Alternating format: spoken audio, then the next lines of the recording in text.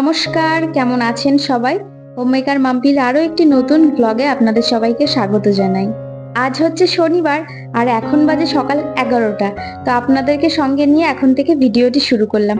আশা করছি ভিডিওটি আপনাদের খুব ভালো লাগবে। এইমাত্র বাবু আর বিজয় বেরিয়ে গেছে খাওয়া দাওয়া করে, মানে বাবু গিয়েছে স্কুল আর বিজয়ের কাজে চলে গিয়েছে। তবে বাবু তো আজকে স্যাটারডে, তাড়াতাড়ি চলে আসবে। আসলে আজকে ওদের তো সামনেই টিচার্স ডে রয়েছে, তো সেখানে কিছু প্রোগ্রামেও নাম দিয়েছে, তো সেই কারণেই আজকে ওদের স্কুলে যাওয়ার কথা ছিল।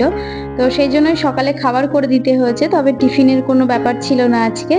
তো সেই জন্য সকালে ভাত ডাল ভাজা করে দিয়েছিলাম, বিজয় আর বাবু খেয়ে বেরিয়ে গেছে। আর আজকে যেহেতু শনিবার, নিরামিষই খাবো। তো শনিবার তো আমরা নিরামিষই খাই। এর আগের দিনকে বিজয় বাজার থেকে ফুলকপি নিয়ে এসেছিল, যদিও এখন সিজন না ফুলকপি, তবু এখন তো 12 মাসই পাওয়া যায়। তো অফ সিজনে ফুলকপিগুলো কিন্তু খেতে বেশ ভালোই লাগে দেখবেন। তো যেহেতু ফুলকপি ছিল, ভাবলাম একটু স্পেশাল করে ফুলকপিটা রান্না করি।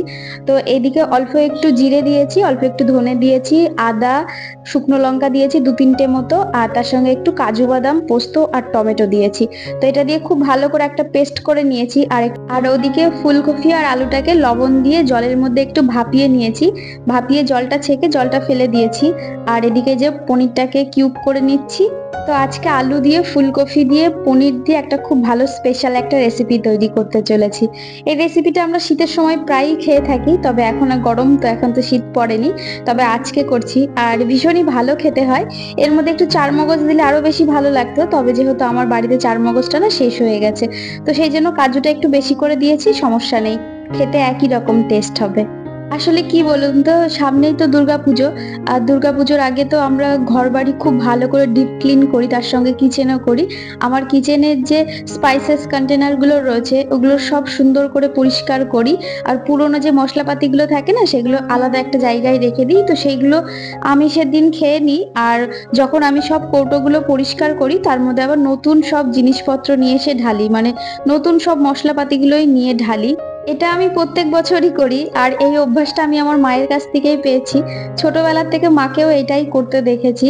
তো সেই জন্য এখন না নতুন করে কিছু মশলাপাতি, মানে যে জিনিসগুলো ধরুন একটু কম প্রয়োজন হয়, তো সেইগুলো আমি আনতে বারণই করছি বিজয়কে। আর এমন অনেক মশলাপাতি রয়েছে যেগুলো হয়তো একদম নতুন প্যাকেট রয়েছে, তো সেগুলো আমি ভাঙতে চাইছি না, কারণ আমি মনে করছি এই তো আর একটা মাসও নেই। তো একটা মাসও নেই বলতে 1 মাস রয়েছে, তবে পুজোর আগেই তো, অনেক আগেই আমরা মহালয়ার আগেই সব ঝাড়াপুছো করে ফেলি। সেই কারণেই আমার কাছেও যে প্যাকেটগুলো রয়েছে, মানে মশলাপাতি বা স্পাইসেস এর যে প্যাকেটগুলো রয়েছে বড় প্যাকেট, তো সেগুলো আমি ভাঙতে চাইছি না। যে এই কটা দিন ছোটখাটো প্যাকেট দিয়ে বা কোনো কিছু প্রয়োজন হলে আমাদের পাশেই দোকান রয়েছে, সেখান থেকে একটু আধটু নিয়ে চালিয়ে নেওয়ার চেষ্টা করছি।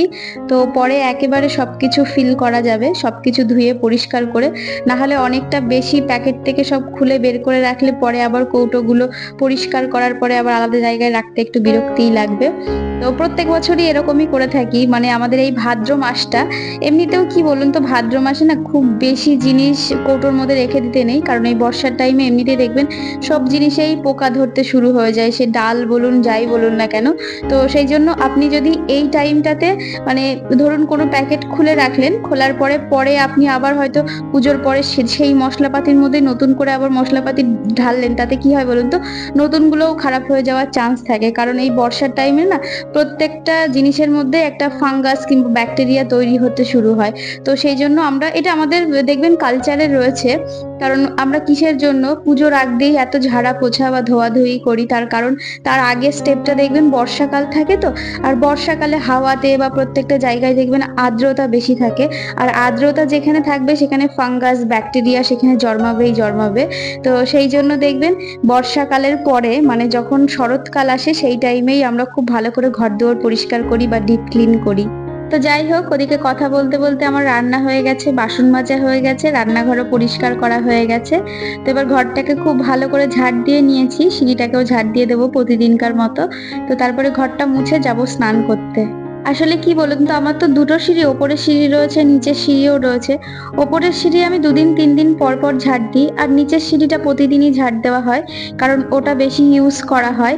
আর সিঁড়ি আমি সপ্তাহে একদিনই মুছি, তবে যেদিনকে মুছি ওপর নিচ দুটো একবারেই মুছে ফেলি, কারণ ওই একদিন পর পর মুছতে একটু বেশিই কষ্ট হয়। তো একটা দিন সময় হাতে নিয়ে একদম ঝটপট করে দুটো সিঁড়ি মুছে নিলে দিনের দিন হয়ে যায়, বেশি ভালো হয়, আর আমার ক্ষেত্রে সুবিধাও হয়।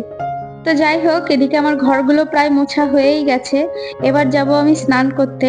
আর আজকে ভাবছি একটু শ্যাম্পু করব, দেখা যাক। আজকে শনিবার, আজকেও করতে পারি, না হয় কালকেও করতে পারি, দেখা যাক। কারণ এই শনি রোববারের মধ্যে যে কোনো একটা দিনই আমি বেছে নিই, মাঝে একদিনও করি অবশ্যই, তবে বুধবারটা যেহেতু ছেলের জন্মবার থাকে, তো সেই দিনগুলোতে আর শ্যাম্পু করতে পারি না। Good afternoon. তো এখন 2:30 মতো বাজে, অনেকটাই পরে আপনাদের সঙ্গে আবার দেখা করতে এলাম। তো আমরা এখন খেতে বসবো। তো আজকে লাঞ্চ মেনুটা শেয়ার করি। হাঁড়িতে রয়েছে ভাত, আর এই যে সকালে পাতলা করে মুগের ডাল করেছিলাম, আর তার সঙ্গে ভাজা করেছিলাম, ভাজাটা শেষ হয়ে গেছে। তো এখন এই যে ভাজা করছি, ভাজা বলতে একটু কুমড়োর বড়া করব। দারুণ খেতে লাগে আমার কাছে এই কুমড়োর বড়া। আর ওদিকে ফুলকপি দিয়ে আলু পনির দিয়ে তো তরকারি করেছি, যা খেতে ভালো হয়েছিল আপনাদেরকে কি বলবো। এমনিতে ওই তরকারিটা খেতে খুবই ভালো হয়, এর আগেও অনেক কবার করেছি, আপনারা চাইলে একবার করে দেখতে পারেন, দুর্দান্ত খেতে হয়।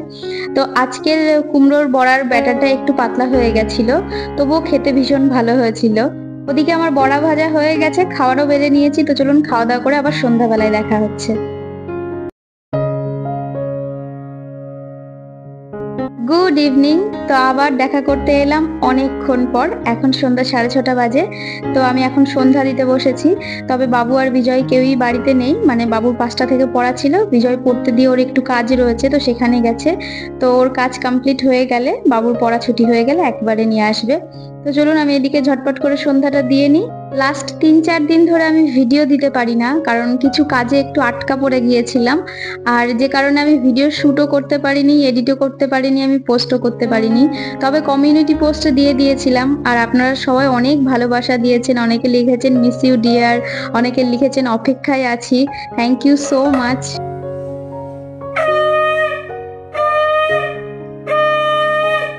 আসলে এটি হচ্ছে শনিবারের ভিডিও। গত শনিবারের দিনকে আমি পুরো ভিডিওটি শুট করেছিলাম, তবে এডিট আর ভয়েস দুটোর একটাও করে উঠতে পারিনি। আজ হচ্ছে মঙ্গলবার, তো এখন রাত হয়ে গেছে, আমি এখন ভিডিও এডিট করে এইমাত্র ভয়েস দিচ্ছি। তো আগামী কালকে ভিডিওটি পোস্ট করব। আসলে গত রবিবারের দিনকে বাপের বাড়িতে গিয়েছিলাম, তো 2 দিন আমি ওখানেই ছিলাম। হট করেই যাওয়া হয়েছিল, কোনো প্ল্যান ছিল না, তবে একটু কাজে আটকা পড়ে গিয়েছিলাম, আর মাও ছাড়তে চাইছিল না। যদি প্ল্যান করে যেতাম তাহলে হয়তো আমি ভিডিও বানিয়ে রাখতাম বা এডিট করে রাখতাম। তো যেহেতু সাডেনলি হয়ে গেছে সবকিছু, তো সেই কারণে আর ভিডিও করতেও পারিনি, মানে করে উঠতে পারিনি, প্লাস তার সঙ্গে এডিটও করে উঠতে পারিনি। তো যাই হোক, আমি ভিডিও না দিলেও আপনারা এত ভালো ভালো কমেন্ট করেছেন, আর আপনারা আমার এত খোঁজ নিয়েছেন, তার জন্য অসংখ্য ধন্যবাদ আর অনেক ভালোবাসা। আপনারা সবাই খুব ভালো থাকবেন আর সুস্থ থাকবেন, ভগবানের কাছে এটাই প্রার্থনা করি। তো যাই হোক, ওদিকে সন্ধ্যা দিয়ে চলে এসেছি চা করতে, তবে 1 কাপই চা করব আমার মতো, কারণ বিজয় নেই, বিজয় একটু কাজে বেরিয়েছে। তো বিজয় যদি আসে পরে না হয় চা করেও দেওয়া যাবে। তো এদিকে চা করে ঘরে বসে চাই খাচ্ছিলাম, তারপরে দেখি কলিং বেল বাজলো, নিচে তাকিয়ে দেখি ভাই এসেছে। তবে ভাই আসার সময় দেখি সিঙ্গারা আর মিষ্টি নিয়ে এসেছে। তো একটু পরে বিজয় আর বাবুও ঢুকে পড়বে, তো তারপরে সবাইকে দেব, সবাই খাবে। তো চলুন আজকে ভিডিওটা এখানেই শেষ করব, আর বেশি বড় করব না। আর আজকের ভিডিওটা কেমন লাগলো অবশ্যই কমেন্টের মাধ্যমে আপনাদের মতামত জানাবেন।